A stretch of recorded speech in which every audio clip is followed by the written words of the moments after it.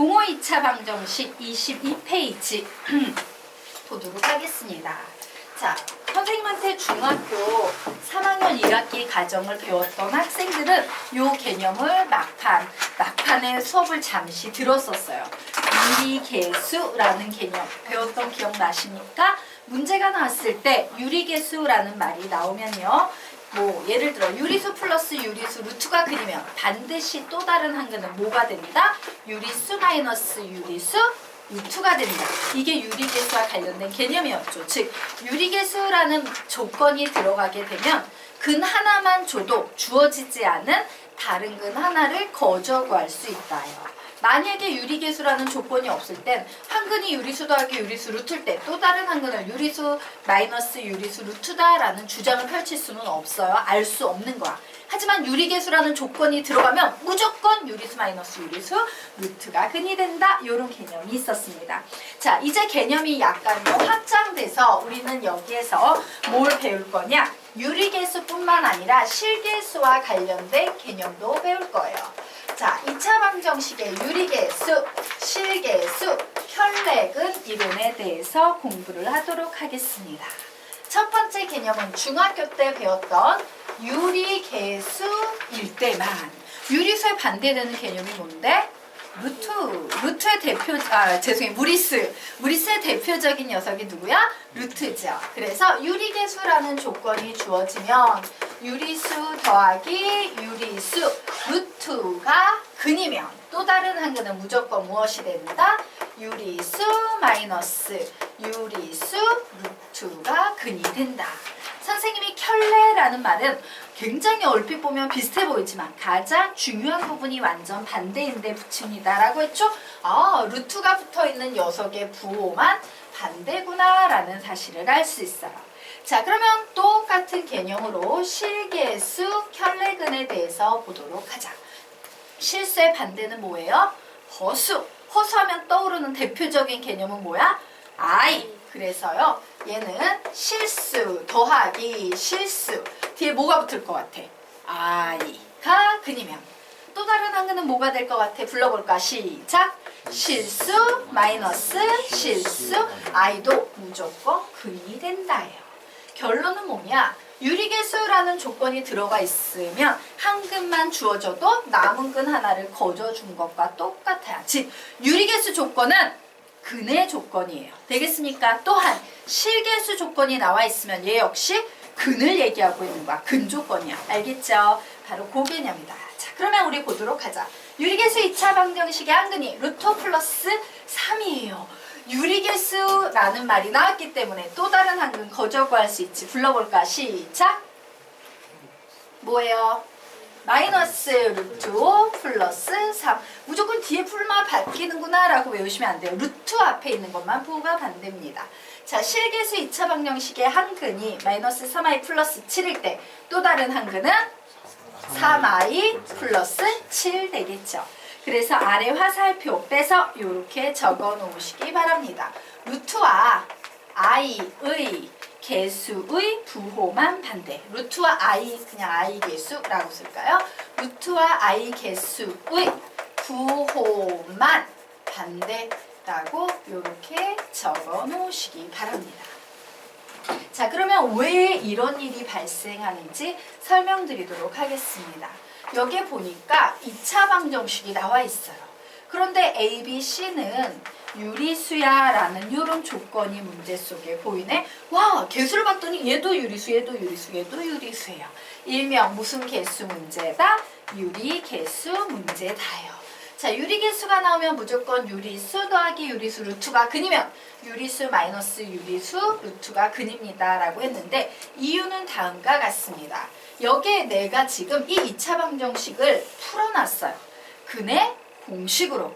근데 이 근의 공식으로 풀어놓은 녀석은 이렇게 적을 수도 있습니다. 2a분의 마이너스 b 플러스 마이너스 2a분의 1의 루트 b의 제곱 마이너스 4ac라고 이렇게 적어 놓을 수 있다 없다? 있다요. 그런데 재미있는 건 뭐다?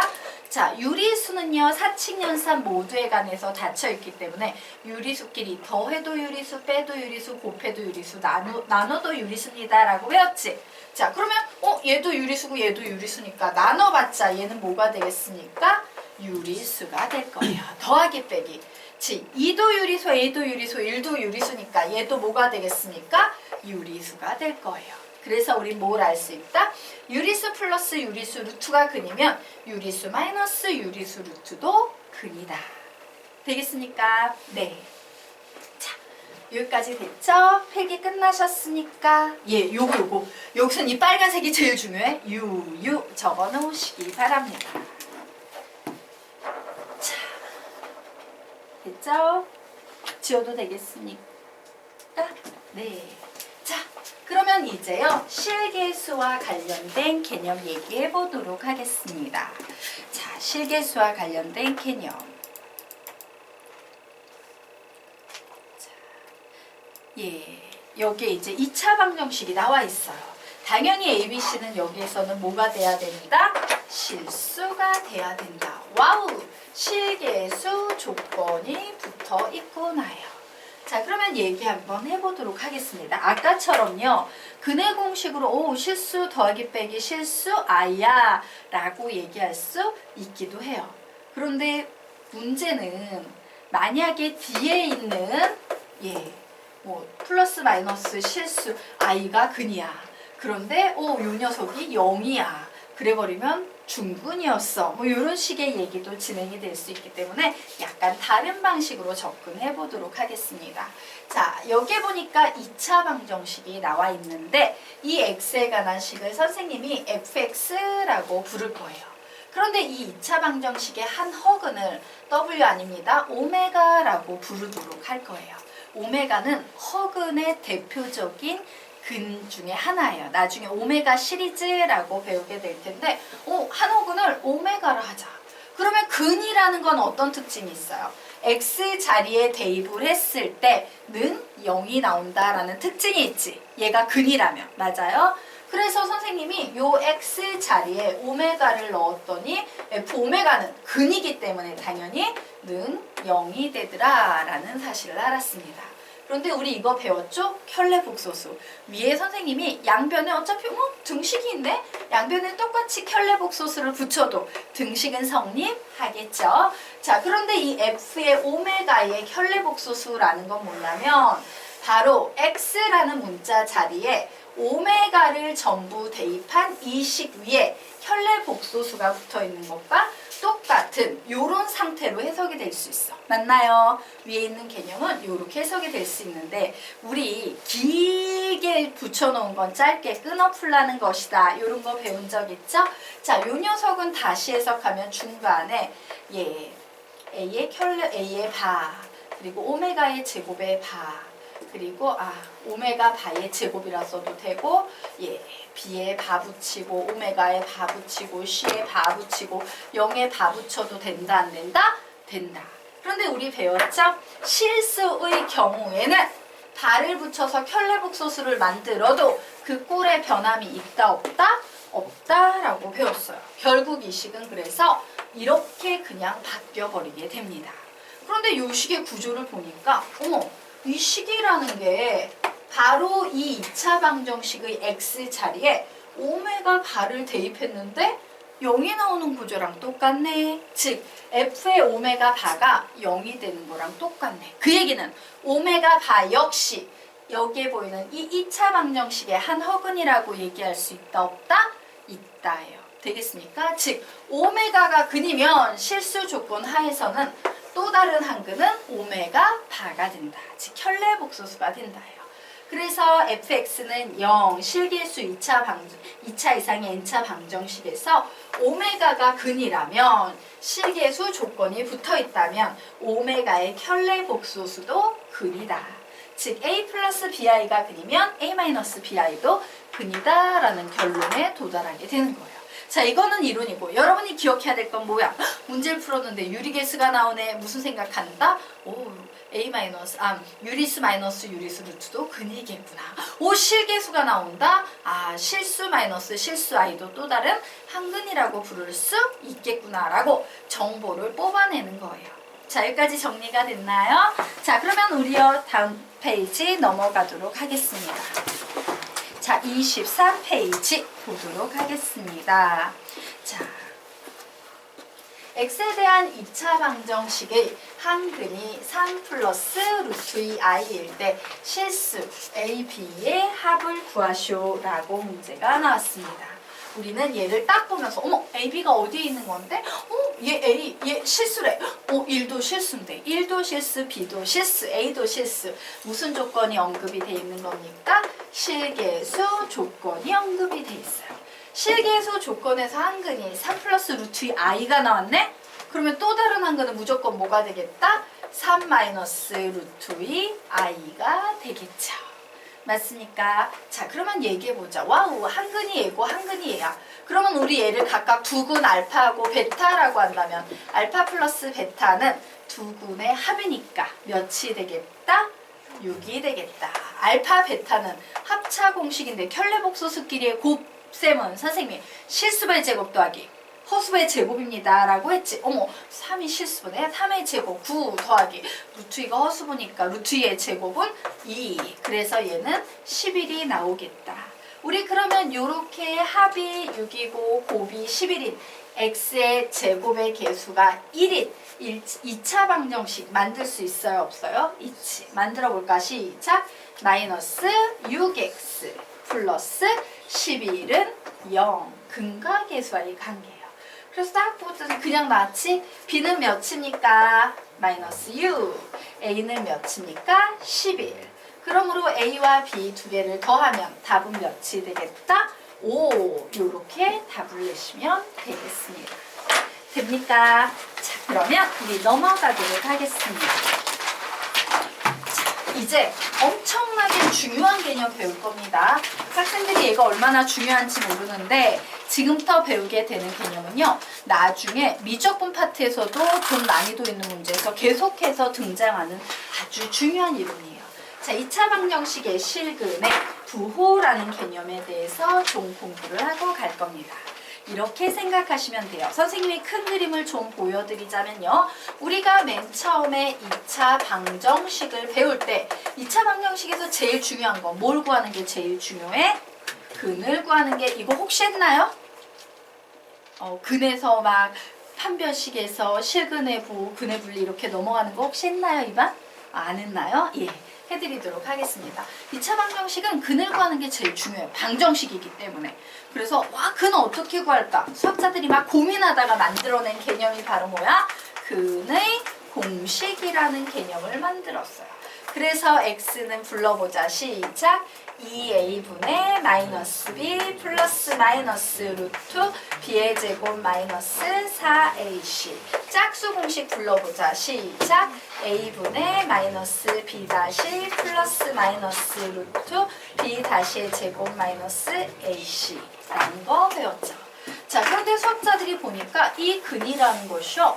어떤 경우에는 실근이 되고 어떤 경우에는 허근이 되네.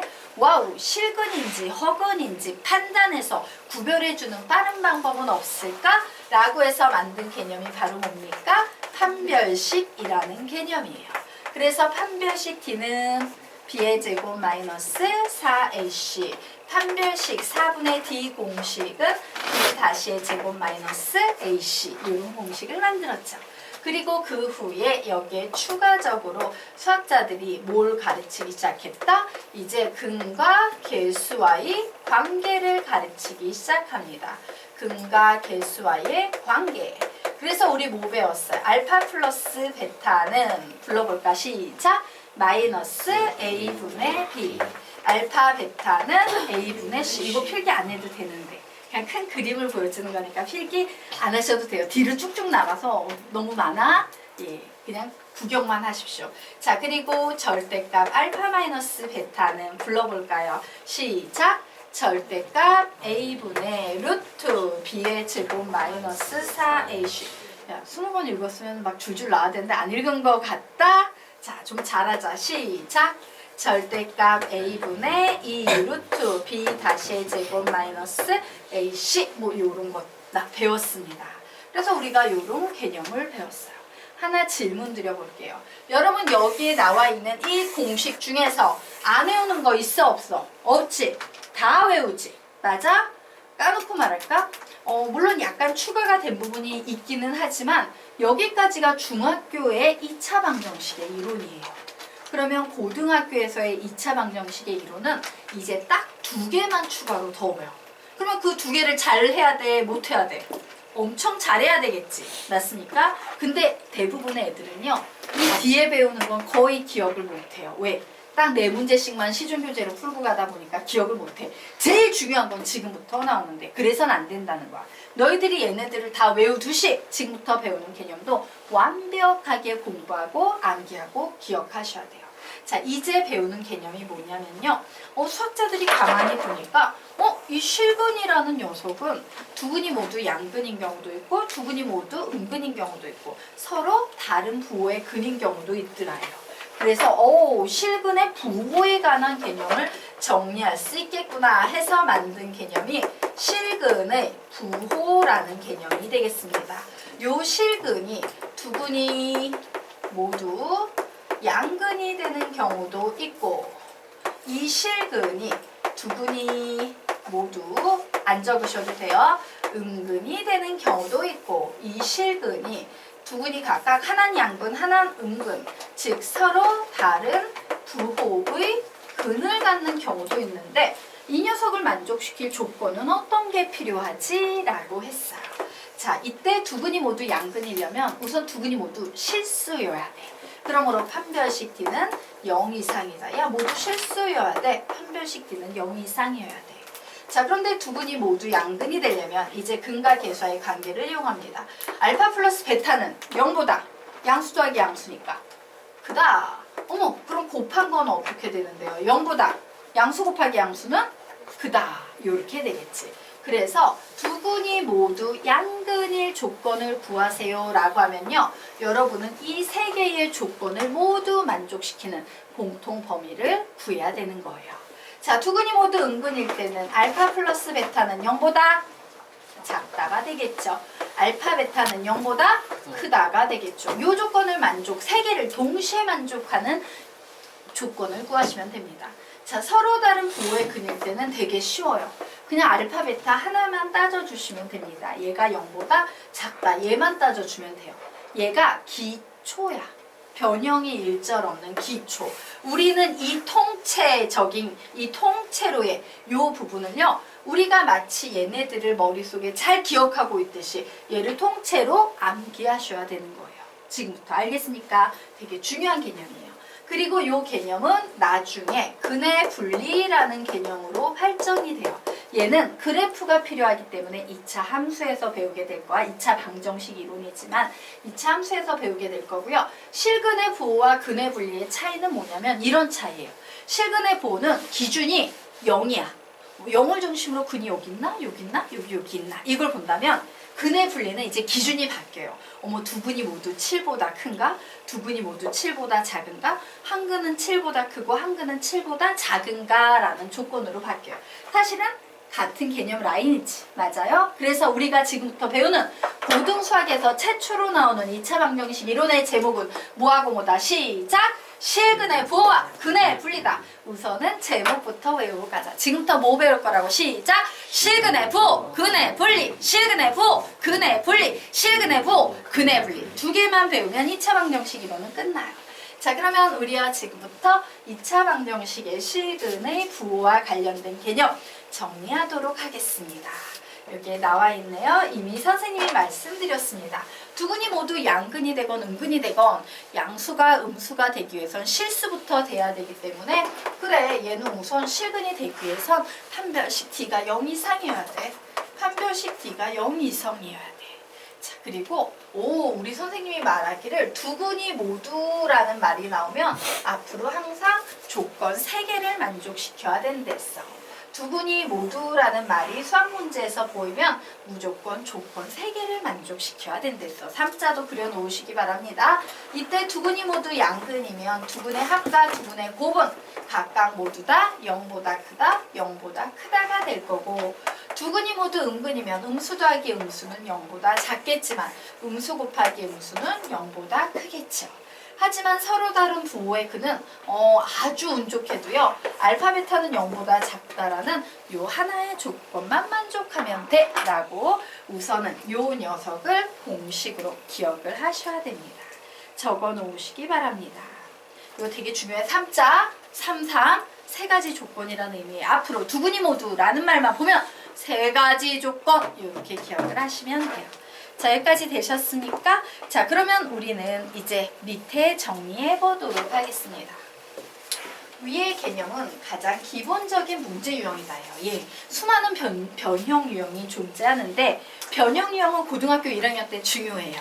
하지만 기본 유형은 고2, 고3 올라가면서 중요해. 그래서 기본이 결국엔 가장 중요한 겁니다. 자, 위의 개념은 가장 기본적인 문제 유형이다. 기본 유형 이외의 변형 문제를 풀 때는 우리는 이와 같이 실근의 부호와 관련된 문제에 있어서는 3개를 매번 따져야 됩니다. 누구 D와 알파 플러스 베타와 알파 베타 요 3 녀석의 부호를 매번 따지고 재구성해서 풀어야 된다요. 자, 무슨 얘기냐? 예를 한번 들어보도록 할게요. 문제가 나왔는데 이런 문제가 나왔어요. 2차 방정식에 한근은 양근이고요. 한근은 0이에요 라는 문제가 나왔어. 와, 얘는 분명 근의 부호와 관련된 부호지. 양수야 0이야. 맞습니까? 자, 이렇게 변형된 유형 문제. 이거 두근이 모두 유형도 아니고 서로 다른 부호도 아니고 변형된 유형이네. 이 경우에도 우리는 3개를 따져야 돼요. 무조건. 예, 요거 3개를 따져야 됩니다. 우선 한근이 양근이고 한근이 0이야. 그럼 판별식 D는 0보다 크다만 되지. 같을 수 있어요? 없어요? 없어요. 중근은 불가능하니까 여기선 등호가 빠져. 이런 걸 포인트로 보셔야 돼요.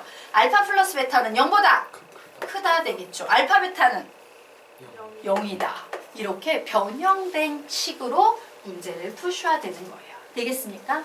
그럼 이제 우리의 질문은 이런 질문이 나와요. 선생님, 진짜 D, 알파 플러스 베타, 알파 베타 3개 따져야 돼요? 그러면 서로 다른 부호의 근은 왜 하나만 따지는데요? 자, 지금부터 그 이유 설명드리도록 하겠습니다. 우선요, 서로 다른 부호의 근에선 알파 플러스 베타의 부호를 알 수가 없어요. 양수가 될 수도 있고 음수가 될 수도 있고 0이 될 수도 있는 상황이기 때문에 얘는 의미가 없어. 알 수 없으니까 못 따지는 거예요. 그럼 판별식 D는 왜 안 따집니까? 판별식 D는요. 얘를 만족하면요. 판별식 D는 0보다 크다는 거저 만족이 되기 때문에 안 따지는 거예요.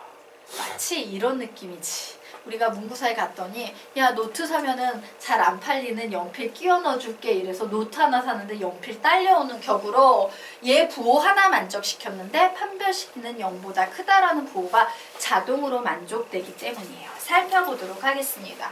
자, 알파 베타가 0보다 작다. 근과 계수의 관계에 의하면 알파 베타 우리 뭐라고 쓸 수 있어? 알파 베타는 근과 계수의 관계에 의해서 뭐로 바뀐다? A분의 C로 바뀐다예요. 자, 그런데 A분의 C가 0보다 작다라는 것은 A와 C가 서로 다른 부호라는 의미라는 건 배우셨죠? 그래서 우리는 얘나 같다라는 걸 이미 알고 있어요. 예. 자, 그런데 판별식 D에 해당되는 B의 제곱 마이너스 4AC의 구조를 봤더니 얘는 무조건 0 이상인 수가 나오겠지. 왜? 실수의 제곱이니까. 그리고 AC가 음수래요. 음수에다 마이너스 4 곱하면 얘는 무조건 무슨 수야? 양수지. 맞나요? 0 이상인 수에 양수 더하면 얘는 무조건 0보다 크다. 여기서 등호는 들어갈 수 있어? 없어? 못 들어가거든. 왜? 한근은 음근이고 한근은 양근인데 어떻게 중근이 나올 수 있겠습니까? 그래서 판별식 D는 원래 0보다 커야 했는데 얘 하나만 만족하면 와우, 얘 거저먹기로 만족이 되니까 따질 필요가 없구나. 이렇게 정리하시면 돼요. 되겠습니까? 네. 그러면 우리요 녀석과 관련된 문제 유형 풀어보도록 하겠습니다. 자, 25페이지 들어가도록 할게요. 요거 적었습니까 혹시? 적었어요? 안 적었어요? 적어 놓으셔야 돼요. 되게 중요한 예입니다. 얘도 옆에다가 딱 요 라인 옆에 이렇게 적어 놓으시기 바랍니다.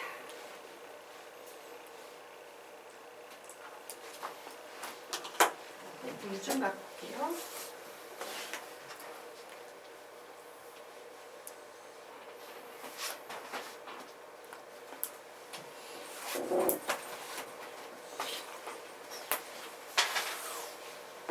자, 다 필기 끝나셨습니까? 네.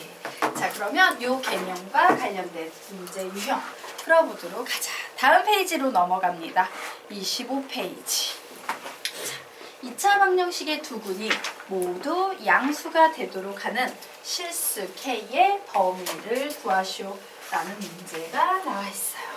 자, 그래서 봤더니 2차 방정식의 두 군이 모두 양근이래요. 어머, 우리 선생님이 말하길 두 군이 모두라는 말 나오면 무조건 세 가지 조건을 만족시켜야 한다라고 했는데 두 군이 모두 양근이 되려면 첫 번째, 판별식 D는 0보다 크거나 같다. 두 번째, 뭐예요? 시작! 알파 플러스 베타는 0보다 크다. 세 번째, 알파, 베타는 0보다 크다. 요거 세 개를 AND로 만족해야 돼요? OR로 만족해야 돼요? AND로 다 만족을 해야 되는 겁니다. 그래, 한번 해보도록 하자. 첫 번째, 판별식 D는 0 이상이어서 판별식을 써주려고 봤더니 1창의 개수가 2의 배수네요. 그러면 4분의 D 공식 써도 상관이 있다 없다? 없다. 자, 4분의 D 공식 쓰도록 하겠습니다. 2를 제하고 나면 마이너스 2K인데 얘를 제곱하면 4K의 제곱 마이너스 AC 3하고 K제곱 플러스 1 얘네 두 개 곱해야죠? AC 그래서 3 앞에 써주고 K제곱 플러스 1 이렇게 쓰겠습니다. 자, 얘가 0 이상이다 라고 나왔어요. 결국 K의 제곱 마이너스 3은 0 이상이다 라는 K에 관한 무슨 2차 부등식이 되고 있어요. 되겠습니까? 자, 우리는 이런 문제를 뭐라고 부른다? K에 관한 2차 부등식이라고 부릅니다. 자, 그러면 우리요 좀 정리하겠습니다. 2차 방정식의 해법 1. 인수분해 2. 근의 공식. 자, 항상요 방정식보단 부등식이 약간씩 더 어려워요, 수학에서는. 그래서 2차 부등식의 해법은 뭐냐? 1. 인수분해 2. 근의 공식 3. 3이 하나 더 존재해요. 완전 제곱식으로 변형. 어차피 배울 거니까 정리하고 가자. 외웁니다. 시작. 2차 부등식의 해법 1. 인수분해 2. 근의 공식 3. 완전 제곱식으로 변형입니다. 자, 얘는 인수분해 돼요? 안 돼요? 돼요? 안 돼요? 된다! 안 된다! 예, 자, 보여드리도록 하겠습니다. 돼요. 자, 항상요, 얘가 K제곱이라는 애가 이렇게 핀을 항상 꽂고 사는 거야. 근데 3이 얘랑 친하고 싶어. 그러면 친구가 되려면 어떻게 해야 돼? 얘도 핀 꽂아야지 같이 친구가 되는 거야. 맞습니까? 즉, 요 녀석은요, K제곱 마이너스 뭐의 제곱으로 해석할 수 있다?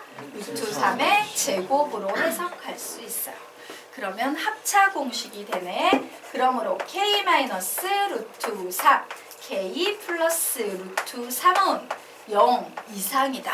이와 같은 식이 나와요. 자, 그러면 여기에서 2차 방정식 아주 쉬운 내용이니까 그냥 설명드리고 갈게요. 자, 예를 한번 들어볼게요. 요건 필기하지 마시기 바랍니다. 보기만 하세요. x-1, x 플러스 5는 예, 뭐 0 이하야. x-5, x 플러스 3은 0보다 커 라는 요 두 개의 식을 풀 때의 핵심 포인트는 뭐냐면요. 이 부분이에요. 0보다 작냐? 0보다 크냐를 보셔야 돼요. 자, 0보다도 작대. 어머, 0보다도 작아? 되게 조그만 영역이구나. 그래서 조그만 영역의 그림은 수직선상의 그림을 그리면 항상 이런 그림이 나와요. 뭔지 조금 이따 설명드릴게요. 반면에 0보다 커, 0보다 큰 거 무한히 커질 수 있기 때문에 이렇게 생긴 그림이 나와요.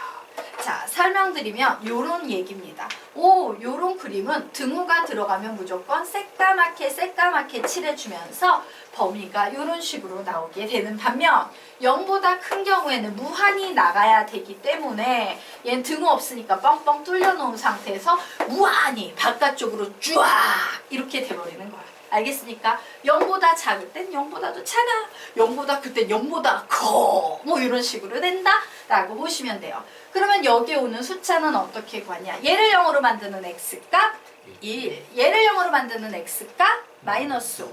작은 수를 여기에 써주시고 큰 수를 여기에 쓰면 돼요.